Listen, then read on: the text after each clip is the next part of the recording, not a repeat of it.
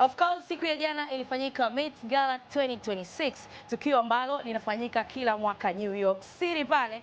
Wasanii kibao kutoka kila kona ya dunia wanakusanyika pale kwa ajili ya kwenda kuonyesha ubunifu wao kwenye masuala mazima ya mavazi, au sio? Sasa unaambiwa kuna mastaa walipendeza sana, na by the way niko na listi ya mastaa wachache ambao walibambiza kinoma. By the way wengi walipendeza, wote walipendeza, lakini kuna hawa hapa ambao walimake attention, au sio? Tukianzia kwa Beyonce na Jay-Z. Kwanza hawajawahi kutokea kwenye hili tukio takriban miaka 10 iliyopita. Imagine. Kwa hiyo waliweka attention ya kutosha pale, watu kuwashangaa na nini. By the way, walipendeza sana. Na hii ilikuwa sio red carpet tu, unaambiwa ilikuwa ni royal family moment, kwa sababu walikuwa na mtoto wao pale. Kama unavyoona hapo, wamependeza na wameua kinoma noma. Bad Bunny unaambiwa aliua kinoma noma. Jamaa ana miaka 32, lakini alitokezea kama mzee wa miaka 50.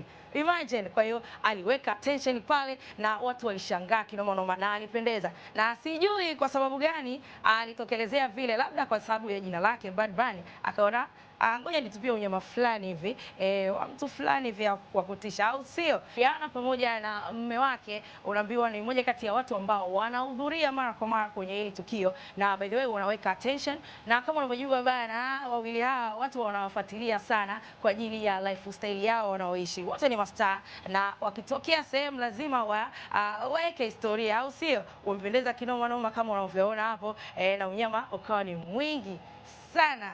Kutoka Afrika, Tyler ametuwakilisha vyema sana, na tukizungumzia kwa upande wa Afrika, msanii kwenda kuhudhuria kwenye event kubwa kama hii inakuwa sio jambo la kawaida, lakini kwa miaka ya nyuma tunaona mtu kama Tems alishawahi kuhudhuria kwenye tukio kama hili.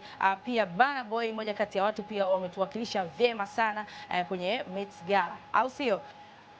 Noma sana. Kwa leo ni hayo tu. Kwa info kama hizi unaweza kucheck kwenye mitandao yetu ya kijamii, Bongo Max pamoja na ST Bongo. Mimi naitwa Winnie Mari Peace ya Kaskazini.